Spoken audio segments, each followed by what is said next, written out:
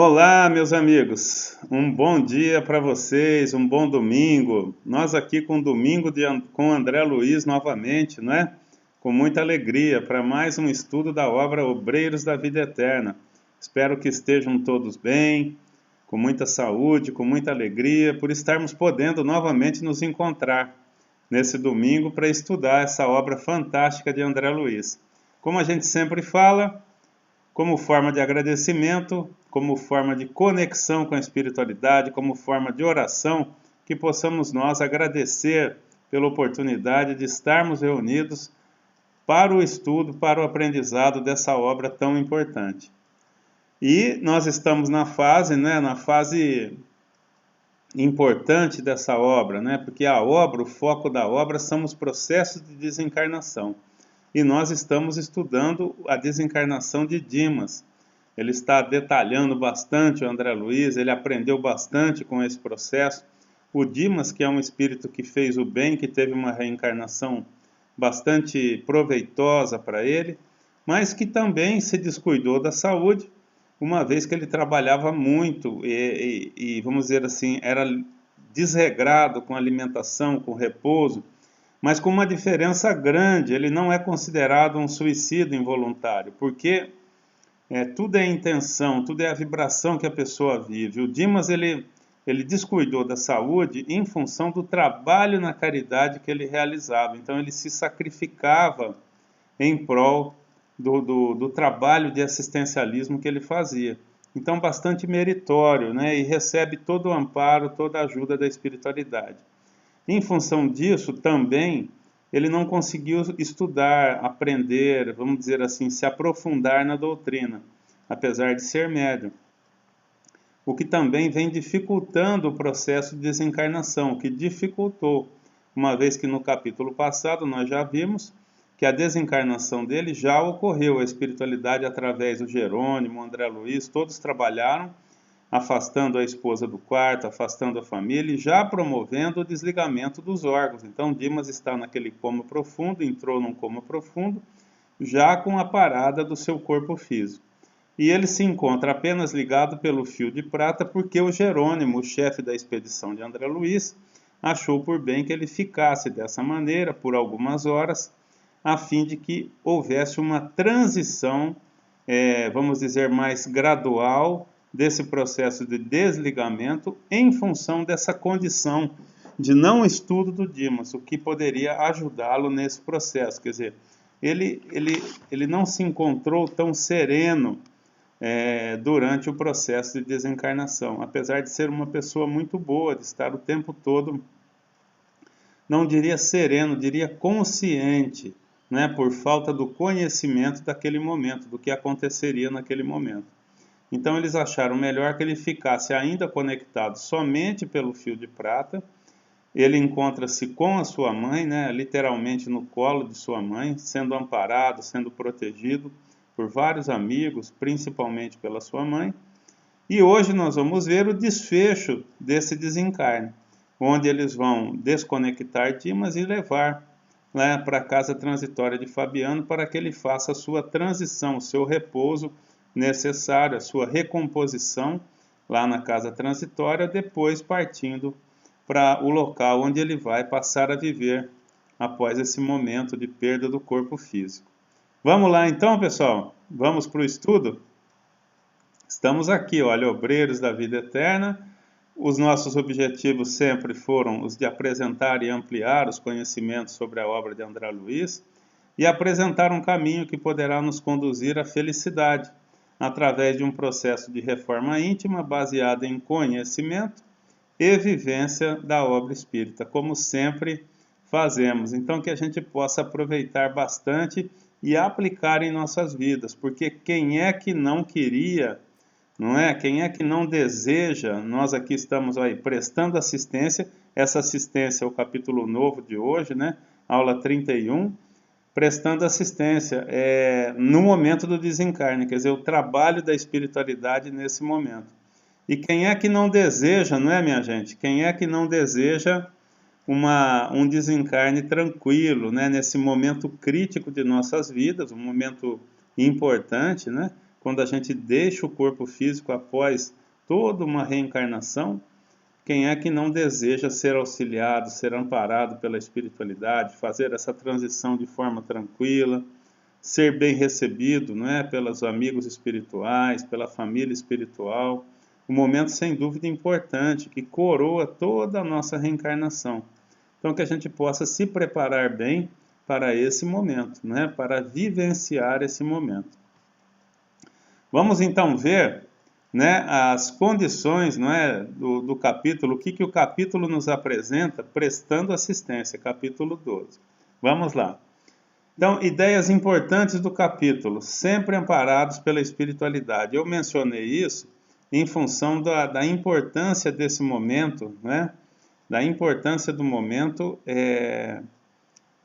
para a vida de Dimas, mas ele sempre amparado pela espiritualidade, porque ele fez por merecer esse amparo, ele trabalhou no bem durante toda a sua vida, mesmo abreviando a sua vida, mas vamos dizer, foi um sacrifício em função de uma boa causa, um sacrifício em função de um descuido, sim, de Dimas, porque ele talvez tivesse um pouco mais de tempo, né? A sua reencarnação era prevista para durar mais, mas o seu corpo físico não resistiu à falta de cuidado, vamos dizer, abreviou-se a vida de Dimas por falta de cuidados que ele poderia ter tido com o corpo, mesmo praticando a caridade como sempre fez. Então, um caso peculiar, vamos dizer assim, né? Ele não é considerado um suicídio involuntário porque, na verdade, de forma inconsciente, motivado pela prática da caridade, ele, vamos dizer, abrevia a sua vida, mas sempre numa faixa vibratória muito boa, longe de alguém que descuida da sua vida, do seu corpo, em função de maus tratos devido a vícios, devido enfim, a mergulhar em faixas vibratórias ruins, né? É semelhante àquele que, num combate, numa guerra, né, se joga à frente de outras pessoas, protegendo outras pessoas e perde a sua vida, né? Jamais será considerado um suicida, mesmo tendo cometido suicídio, porque entra à frente de uma rajada de tiros, de uma granada, mas com um propósito extremamente meritório, que era o de proteger ou salvar outras vidas. Vamos lá então. Sempre amparados pela espiritualidade. Então olha aqui, ó, meus companheiros de missão. Então André vai descrevendo, né? Meus companheiros de missão pareciam menos, porque eles dão um repouso, só para a gente lembrar da aula passada, eles deixam Dimas em companhia da sua mãe, não é? Eles deixam, vamos fazer essa recordação, para que a gente não perca o fio da meada, vamos dizer assim, né? Então, durante todo o capítulo passado, eles estiveram em companhia, não é, da sua mãe, da mãe de Dimas, que aparece no momento, né, do desencarne de Dimas, que dá todo o suporte ali para o Dimas, né?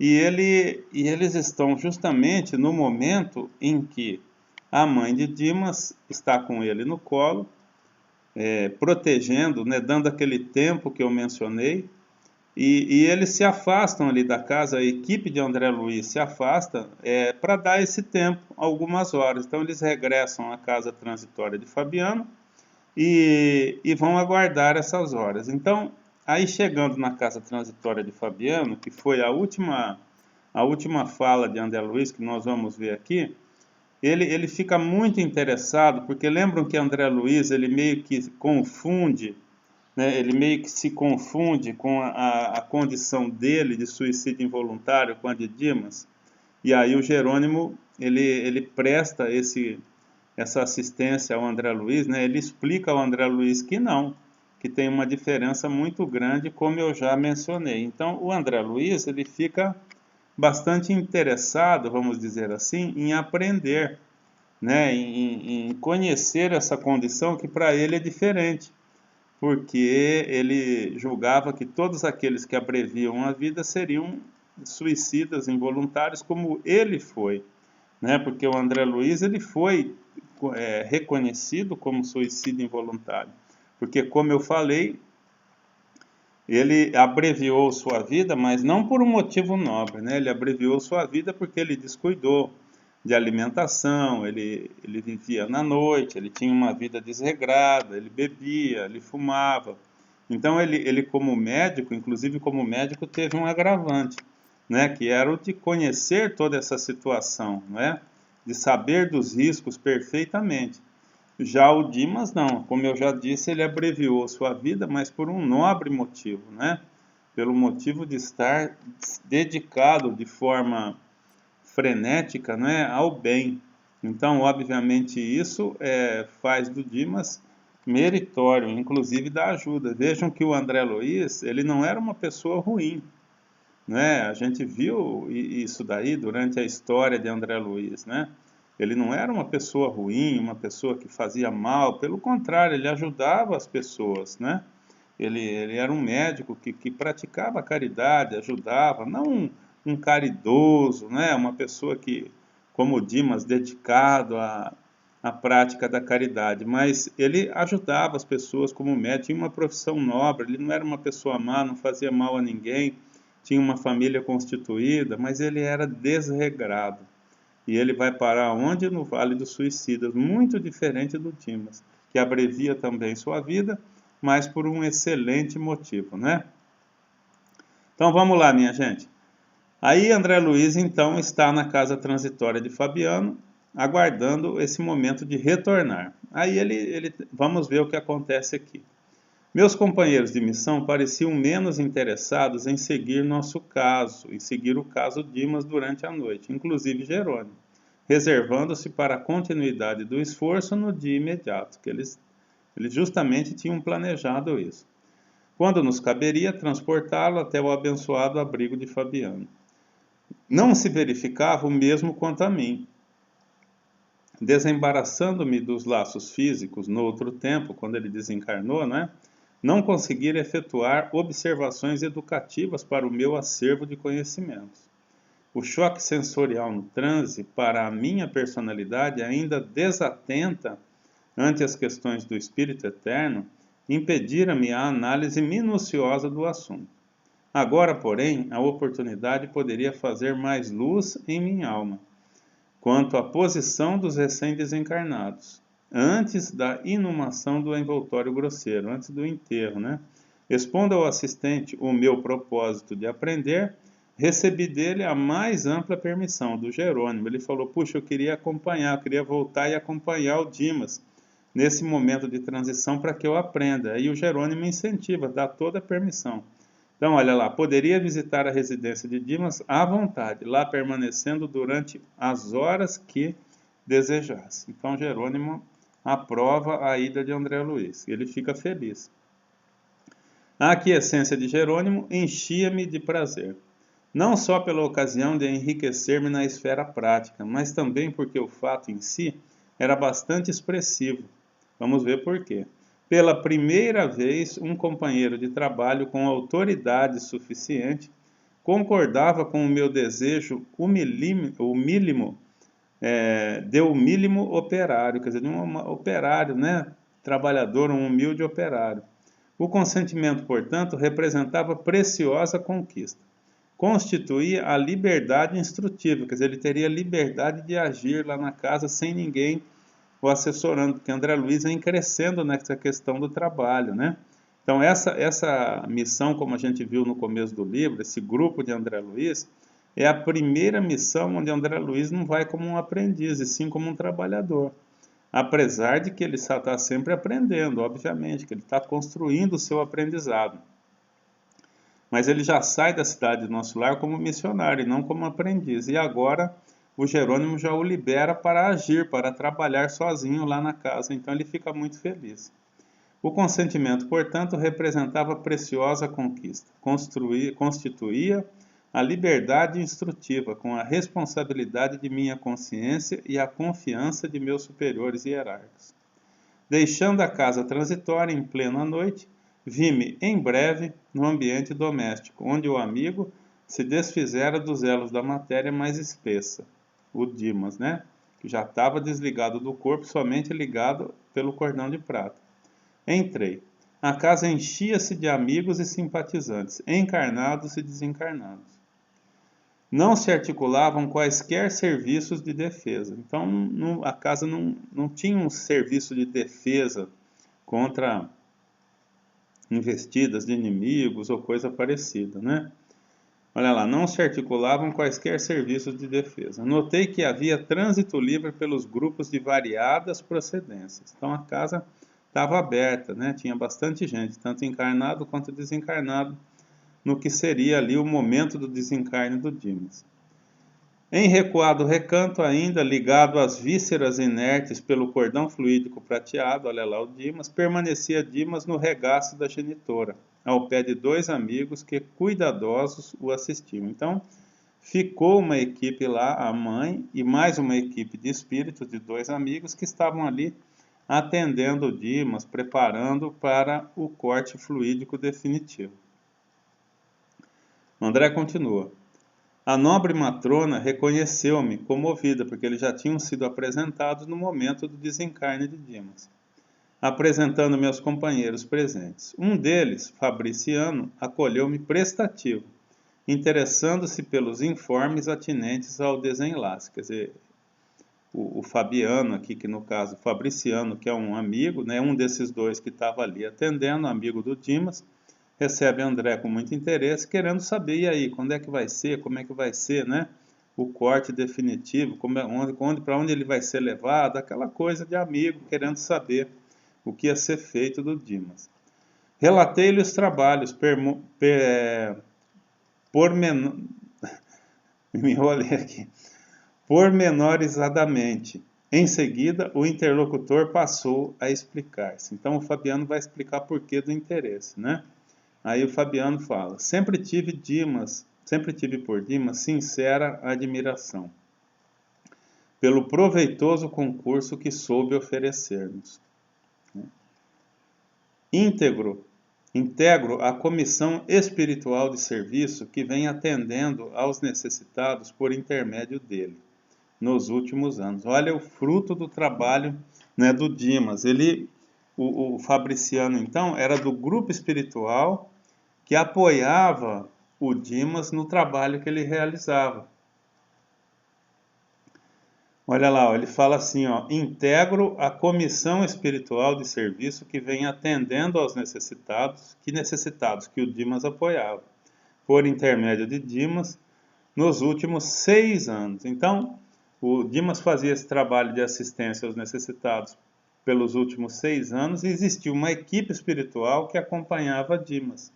A gente nunca está sozinho, né? Quando a gente trabalha no bem. Olha aí, tinha uma equipe espiritual ajudando o Dimas nesse trabalho benemérito. E essa equipe, componentes dessa equipe, estão aí, né, ajudando o Dimas. Foi sempre assíduo nas obrigações, bom companheiro, leal irmão. Olha aí, a equipe espiritual com a equipe, né, de encarnados trabalhando juntos. Bacana isso, né? O André fala, surpreso com as referências, indaguei. Há, desse modo, comissões de colaboração permanente para os médios em geral? Olha lá, né? Fabriciano, não me reporto à generalidade, porque a mediunidade é título de serviço como qualquer outro. Quer dizer, ele fala assim, ó, não é porque a pessoa é médium que tem um grupo de espíritos trabalhando com ele. Né? Médium é um título, né? Vai depender, né? Nós vamos ver a explicação aqui. Então, Fabriciano, ó, não me reporta a generalidade, não é porque é médium que tem toda uma equipe junto, protegendo, amparando. Vamos ver, então, como é que ele continua explicando. Ele continua, olha lá. E há pessoas que pugnam pela obtenção dos títulos, mas desestimam as obrigações que lhes correspondem. Gostariam, por certo, do intercâmbio com o nosso plano, mas não cogitam de finalidades e responsabilidades. Em vista disso, não se estabelecem conjuntos de cooperação para os médios em geral, mas apenas para aqueles que estejam dispostos ao trabalho ativo. Então, não é porque é médio, tem que trabalhar no bem. Todo trabalho no bem certamente será apoiado e protegido pela espiritualidade. Em vista disso, não se estabelecem conjuntos de cooperação para os médios em geral, mas apenas para aqueles que estejam dispostos ao trabalho ativo. Há muitos aprendizes que não ultrapassam a fronteira da tentativa, da observação. Desejariam o caminho do bem aplanado, exigindo a convivência exclusiva dos espíritos genuinamente bondosos. É o lado bom da mediunidade, né? Ser protegido, ser amparado, só ter contato com protetores, espíritos evoluídos, aí é uma beleza, né? Energias boas, né? Visualizar bons lugares, mas tem o outro lado. Então, tem o lado sombrio, onde a gente trata com espíritos pouco evoluídos, onde os médiums são remetidos a regiões de sofrimento e sofrem aquela influência, tem aquela visualização não tão prazerosa, né? Então, tem que sair de casa, tem que ir à casa espírita, tem que trabalhar, tem que arrumar a sua vida, não é? Arrumar tempo para esse trabalho. Então, exige sacrifício. Experimentam uma luta construtiva através de sondagens superficiais e, à primeira dificuldade, abandonam compromissos assumidos. Então, meu gente, abandonam compromissos assumidos através das primeiras dificuldades. Então, esses são aqueles médios que abandonam a casa espírita por dificuldades que não justificam esse abandono. Quer dizer, por conveniência, por comodidade. Cada caso é um caso, não nos cabe julgar, obviamente, nenhum irmãozinho que abandona a casa espírita, que se afasta da casa espírita, mas o compromisso continua pendente, o compromisso existe dele, né, com o trabalho no bem. Ele assumiu esse compromisso antes da reencarnação, ele foi preparado para isso.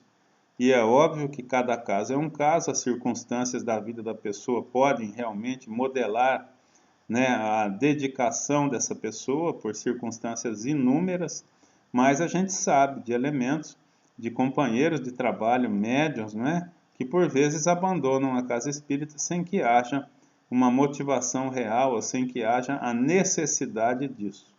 E aí incorrem na perda de proteção da espiritualidade, incorrem porque se afastando eles provavelmente entram, né, deixam de ter a colaboração, esse trabalho diuturno dos companheiros da espiritualidade, passam e continuam, obviamente, com seus protetores espirituais, com seus anjos de guarda, mas deixam essa companhia da casa espírita que tanto protege e tanto ampara.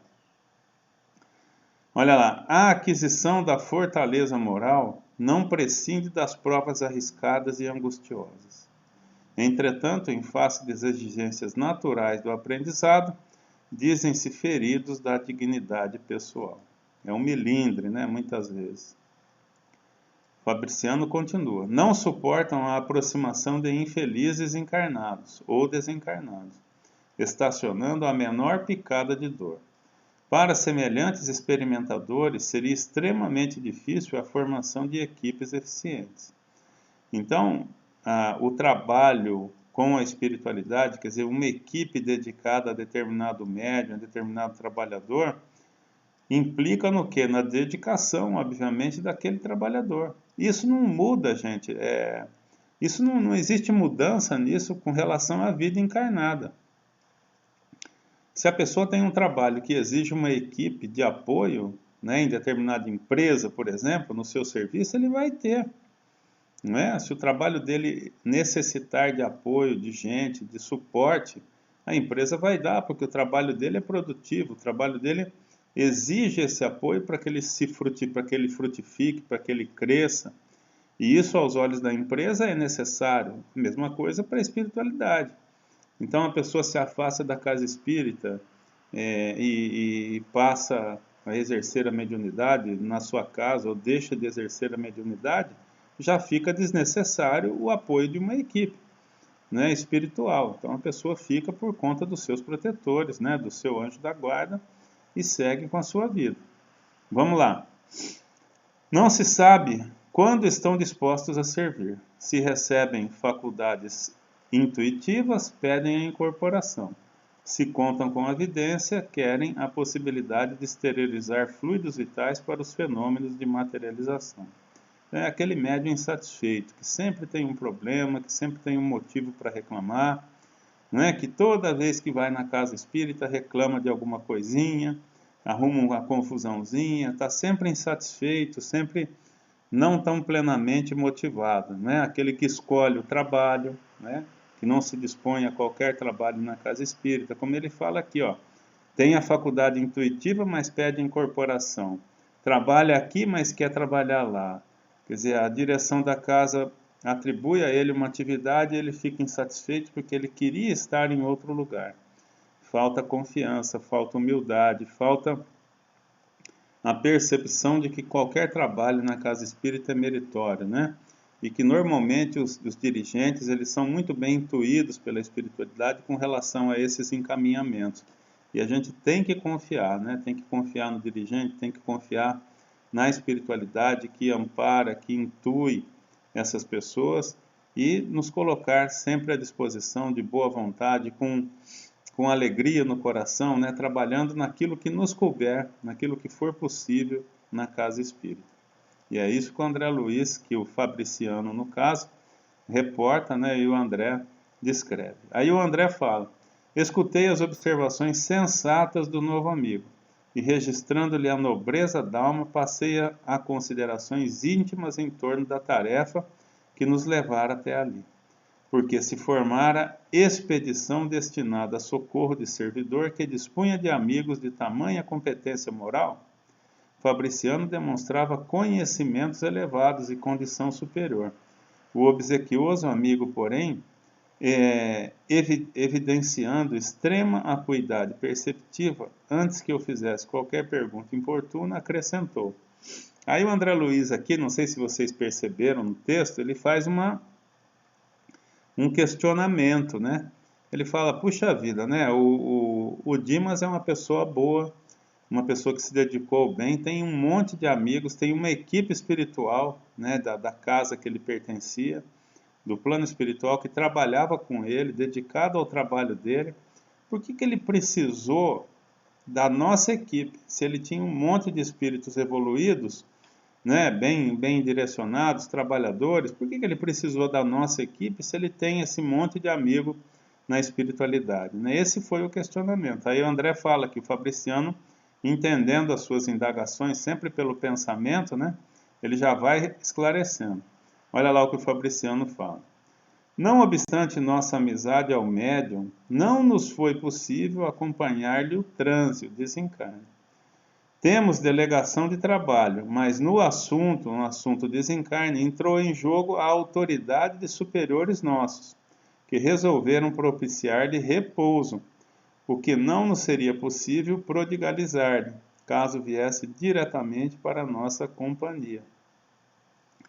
Olha que interessante, é intrincado, né, esse processo de trabalho da espiritualidade. Né? Então, mais ou menos, né, o que foi dito aqui é que, apesar de toda uma equipe dedicada de trabalhadores ao trabalho de Dimas, essa equipe não seria apropriada para o momento do desencarne. Por motivos que, obviamente, ele fala aqui propiciar-lhe repouso, o que não seria possível prodigalizar-lhe caso viesse diretamente para a nossa companhia, quer dizer, caso desencarnasse e ficasse com essa equipe. Ou seja, de alguma forma, para apoiar melhor o Dimas, não seria a equipe dele, né, que o apoiava enquanto em vida, a mais indicada. Então a equipe de André Luiz aparece para o socorro. André vai falando, a palestra conduzia-se a interessantes ângulos do problema da morte.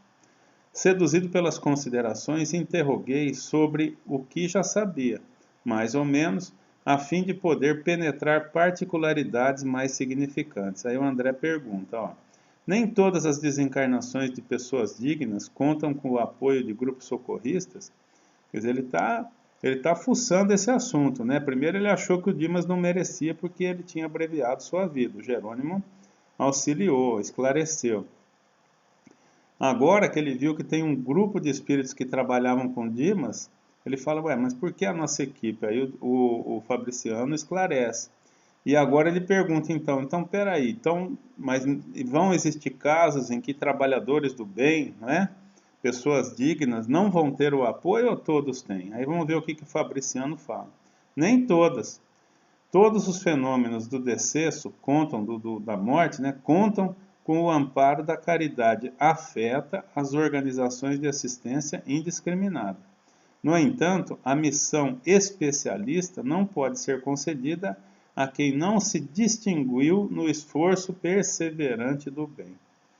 Então vejam que uma equipe como a de André Luiz, composta por 4 pessoas, com o Jerônimo, com o Padre Hipólito, com a Luciana, designada para apoiar o seu desencarne, não é para todos. Não é porque a pessoa era uma pessoa de bem, digna, que vai ter esse apoio. O que é necessário? A quem não se distinguiu no esforço perseverante do bem. Eu já falei em muitas ocasiões, e é muito interessante a gente falar sobre o assunto,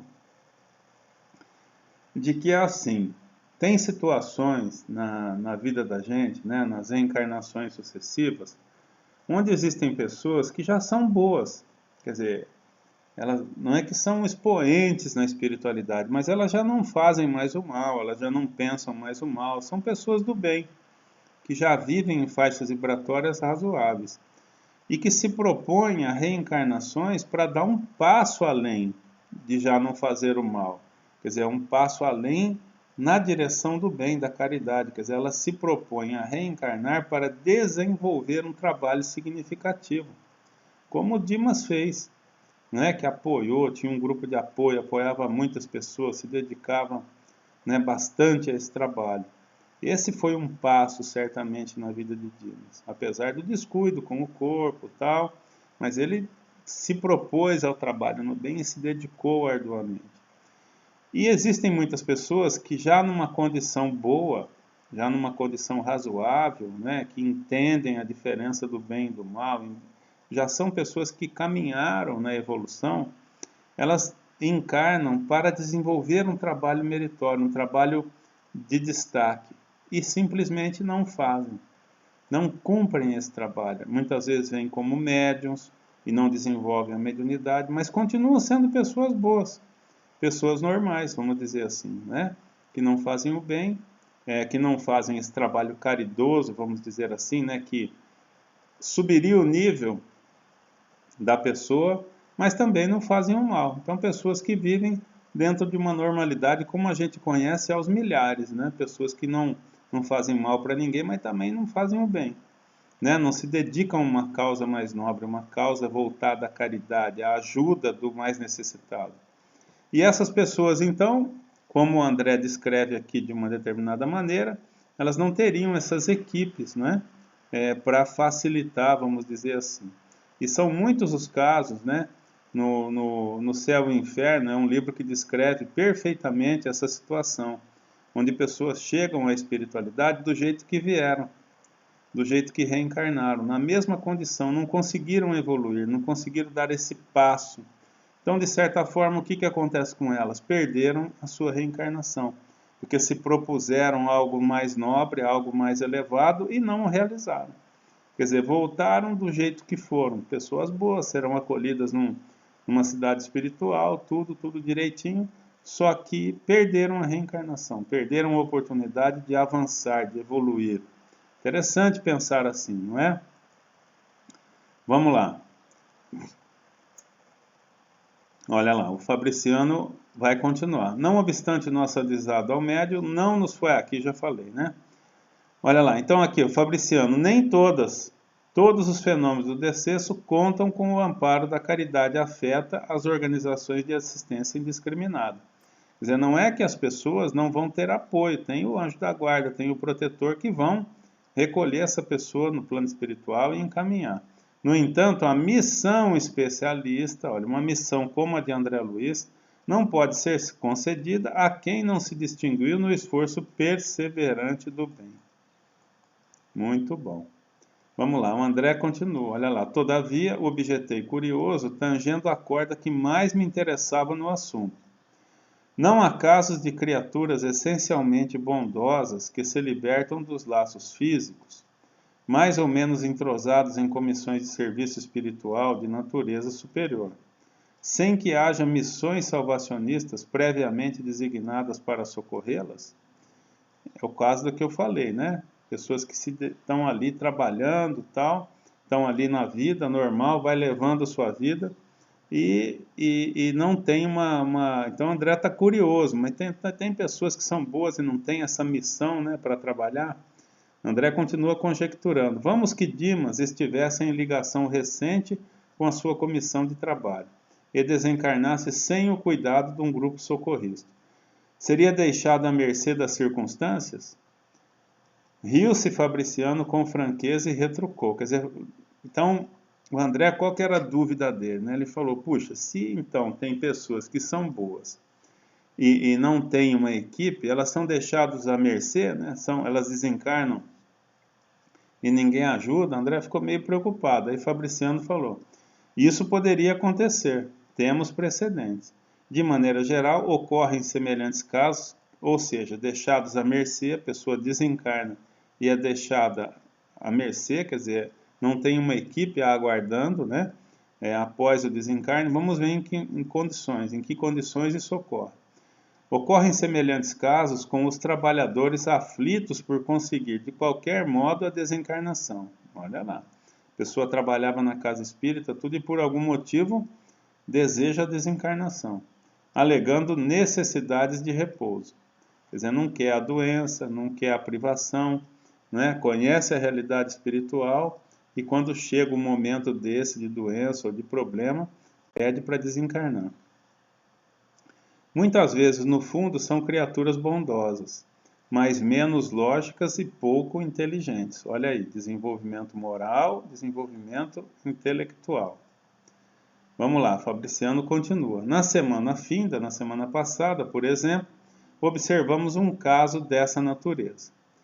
Respeitável senhora, jovem ainda pelas disposições sadias que demonstrou no campo da benemerência social, então, olha lá, respeitável senhora, trabalhava na benemerência social. Foi ligada a delicada corrente de serviço, organizada por amigos nossos. Verificando-se, contudo, pequenas rusgas entre ela e o esposo, e tendo conhecimento da imortalidade da vida, além do sepulcro, desejou a pobre criatura ardentemente morrer. Então veja, a pessoa ia bem, vamos dizer assim, ia bem, estava praticando a benemerência, estava estudando, participava de uma casa espírita, mas aí o que aconteceu? Com um pequeno problema com o esposo, ela se desligou dessas boas faixas vibratórias, desses bons trabalhos e passou a desejar a morte. Vamos ver. Tolas leviandades do marido bastaram para que maldissesse o mundo e a humanidade. Quer dizer, a pessoa perdeu o equilíbrio. Não soube quebrar a concha do personalismo inferior e colocar-se a caminho da vida maior. Pela cólera, pela intemperança mental, criou a ideia fixa de libertar-se do corpo de qualquer maneira, embora sem utilizar o suicídio direto. Quer dizer, ela não se matou.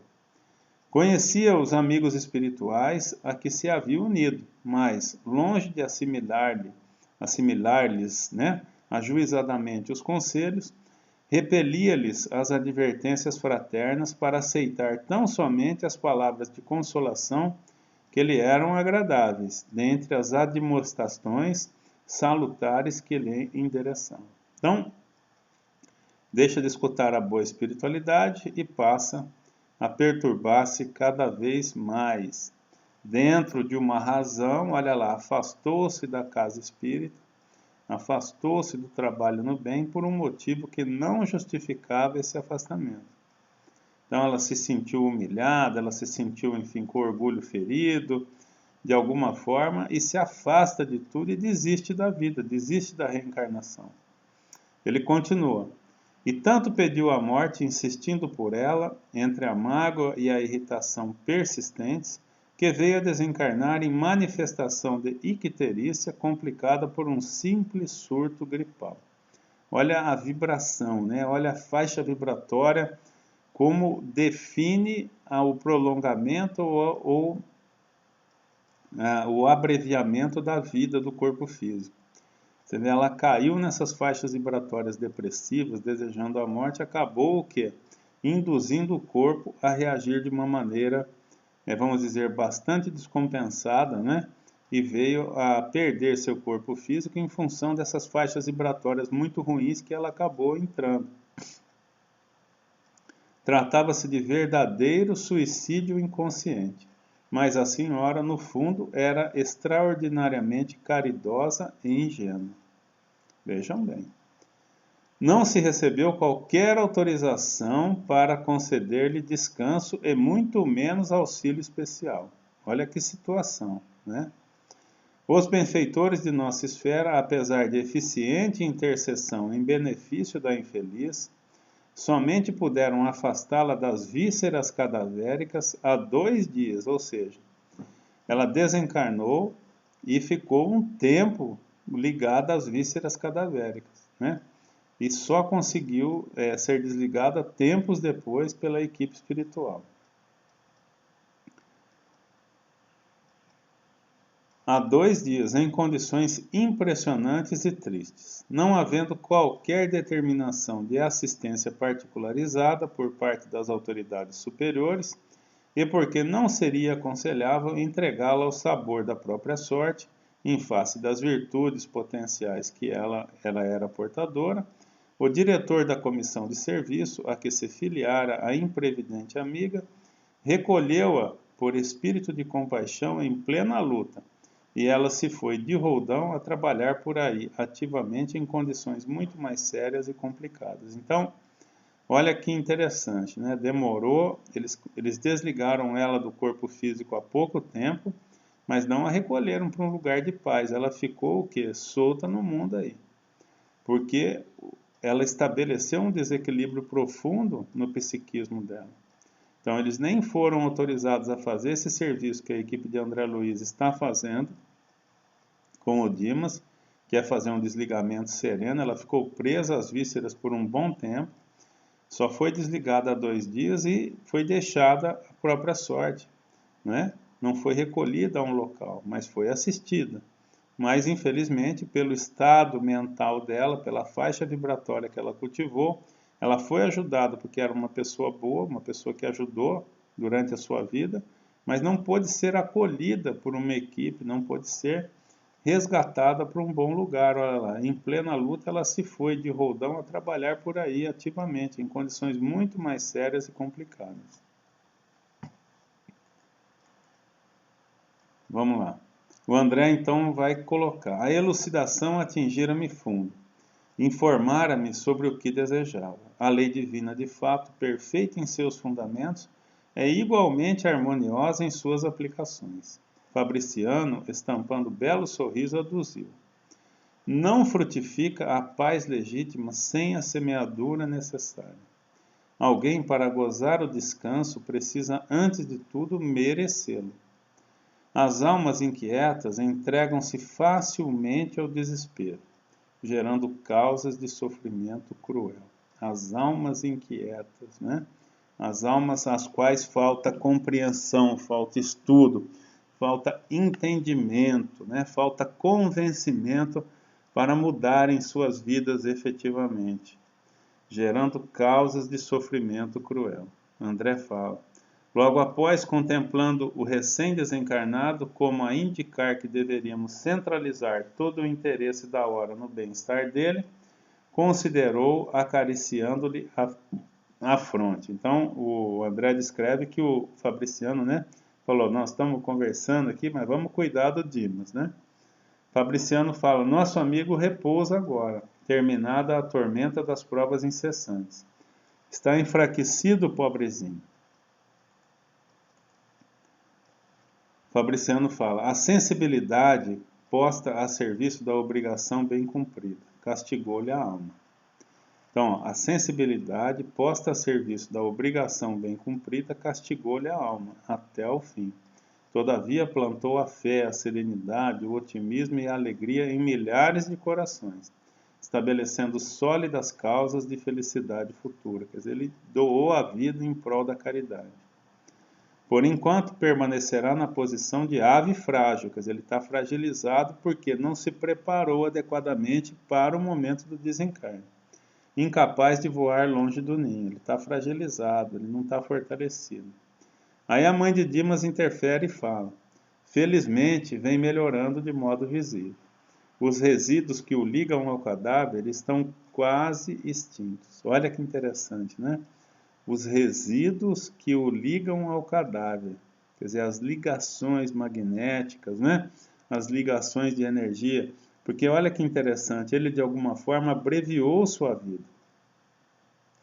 Apesar de todo o apoio, apesar de toda a assistência, os elos, quando a gente não desencarna pela extinção definitiva do fluido vital, ou seja, a morte natural, né? Aquela morte que a gente vai perdendo o fluido vital pela idade, enfim, por qualquer circunstância extingue.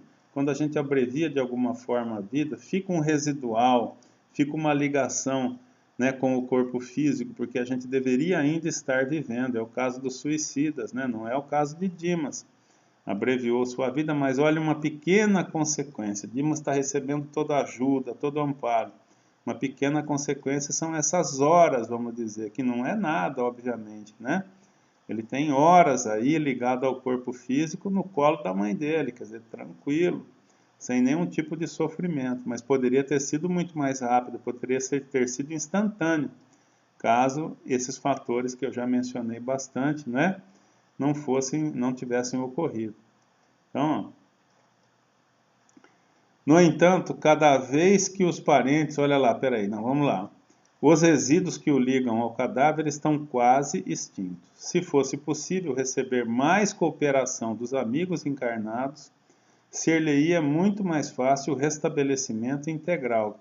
Olha que interessante, amigos encarnados, quer dizer, quem está ali no velório, vamos dizer assim, né, na casa, no momento do desencarne, os amigos não estão ajudando muito. Vamos ver por quê. Ser-lhe-ia muito mais fácil o restabelecimento integral, quer dizer, a quebra dos elos com o corpo físico. No entanto, cada vez que os parentes se debruçam em pranto sobre os despojos, é chamado ao cadáver. Olha que interessante, né? Como o descontrole emocional na hora do velório prende aquele que está se desligando ao cadáver. É como que uma imantação, quer dizer, a pessoa, não, você não morreu, não quero que você vá, não quero que você morra. Faz o quê? Faz o pior para o defunto ali, né? Para quem desencarnou. O desencarnante, então, fica o quê? Com energias, ele recebe energias de atrelamento ao corpo e não de separação do corpo, o que seria o ideal para ele seguir a sua vida. No entanto, olha que interessante, cada vez que os parentes se debruçam em pranto sobre os despojos, é chamado ao cadáver, atraído, olha, magnetismo, com prejuízo para a restauração mais rápida. Fabriciano comenta: lamentavelmente, porém, nossos irmãos encarnados não possuem a chave de reais conhecimentos para organizar a ação adequada a essa hora, né? Olha, a pessoa já perdeu o corpo físico. Qual seria a ação adequada, né? Nós espíritas que estudamos o espiritismo, o que seria melhor para aquele espírito que já perdeu o corpo, ele já desencarnou? Seria o que? Ele seguir para a espiritualidade. Então, qual seria o movimento do nosso pensamento? O que seria melhor para nós mentalizar, pensar, para ajudar aquele irmão que desencarna, que nós queremos bem? Que ele se separe do corpo físico. Então, na hora de um velório, na hora de um momento desse, que a gente vibre, não com desespero, com tristeza, não é? Que a gente vibre na tentativa de auxiliar esse irmão, doando energias para que ele se separe do corpo, que ele seja atendido, que ele se acalme, porque ele não está morto, ele está vivo. Olha o Dimas, do lado ali do corpo dele.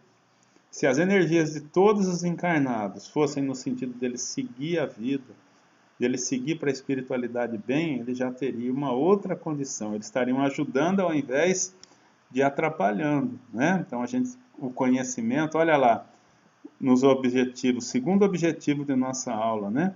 Estudar, aprender para aplicar. Esse é o momento de aplicar, no velório.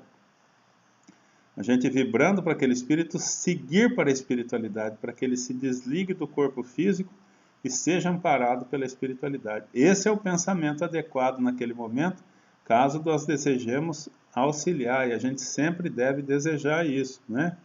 A mãe de Dimas complementa aqui, ó, em vista disso, Insisto para que Dimas durma, embora o sono, que poderia ser calmo e doce, esteja povoado de pesadelos. Olha o efeito dessa vibração ruim dos parentes, dos amigos encarnados, né? O efeito naquele que desencarna. Então, o desespero dos encarnados ali, aquele choro, aquela emoção que não é boa, provocando pesadelos e tormentos naquele desencarnado, que está ali se separando do corpo. Ao passo que se fossem vibrações, né, boas, se fossem vibrações favoráveis ao desligamento, ao prosseguimento da vida desse que perdeu o corpo físico, ele estaria num sono tranquilo, num sono reparador, num sono reconstrutivo. André comenta: diante da surpresa que me absorvia, o companheiro apressou-se a esclarecer-me. Fabriciano.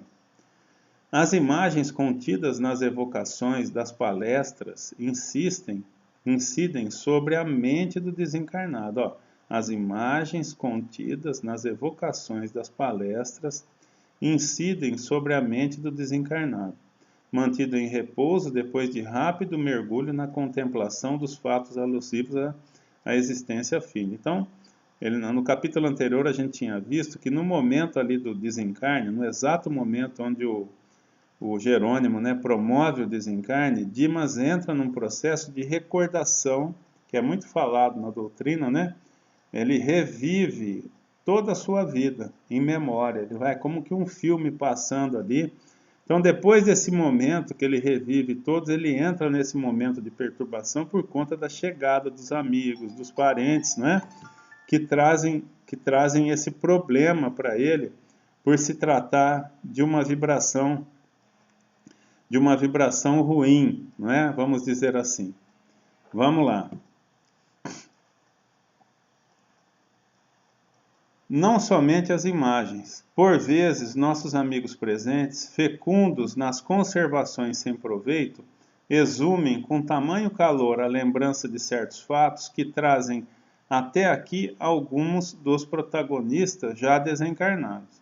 As afirmações ouvidas incitaram-me a curiosidade. Fabriciano, entretanto, desejando prodigalizar-me experiência direta, aconselhou.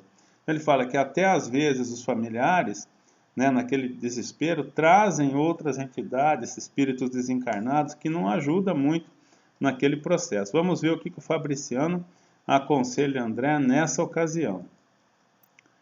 Olha lá, Fabriciano fala, ó, espere alguns minutos na sala contígua, onde os despojos recebem a visitação. Então, no quarto, em algum lugar, está o Dimas no colo da mãe, e o velório acontecendo em outro cômodo, né? Aí o Fabriciano fala, para você entender melhor isso, vai até a sala onde estão os despojos, o corpo, para que você sinta isso que a gente está comentando, essa influência dos parentes, dos amigos nessa hora, o tipo de energia que eles estão exalando. E o André fala, obedeci. Então, no próximo capítulo, né, na continuação, ou melhor, desse capítulo, no próximo domingo, nós vamos ver de perto essa influência dos espíritos, né? Dos encarnados, né? Sobre ali aquele que perde o corpo físico, no velório. Olha como é importante, uma aplicação prática em nossas vidas, né? Porque se a gente quer bem aquele ente querido que desencarna, vamos aprender como que a gente deve se comportar efetivamente naquele momento, que é importante para essa pessoa, para que ela tenha uma transição tranquila, como a gente está vendo esse caso de Dimas, né? Como eu já disse, quem que não deseja ter esse momento, um momento bom, um momento de transição suave, sem esses pesadelos que o Dimas está tendo? Ele está tendo todo o apoio, por mérito dele. Mas esses pesadelos ele está sofrendo por força dos amigos e dos parentes que não se comportam adequadamente. Então, aprender e aplicar. Essa é a ideia, não é do curso, essa é a ideia. Esses são um dos objetivos do curso, né? Das aulas, do livro de André Luiz. Então é isso, minha gente. No próximo domingo, o desfecho, né, desse capítulo importante, porque nos traz um aprendizado direto sobre esse processo de desencarnação. Então, meus amigos, que bom! Mais um domingo juntos. Espero que tenham gostado. A experiência é rica, né? e a gente se encontra no próximo domingo. Tenham todos uma excelente semana, um ótimo domingo. Vamos nos encontrar em breve nas atividades da casa. Lembrando que terça-feira temos palestra presencial. Quinta-feira temos o estudo presencial do Livro dos Espíritos e do Evangelho, um grupo de estudo, um grupo de acolhimento. Estamos terminando na sexta-feira o curso de passe, formando uma nova equipe de trabalhadores na nossa casa. Sábado temos o tratamento na casa, acolhendo os irmãos que precisam de ajuda. Domingo temos novamente o nosso Domingo com André Luiz. Grande beijo para vocês, tudo de bom, fique com Deus.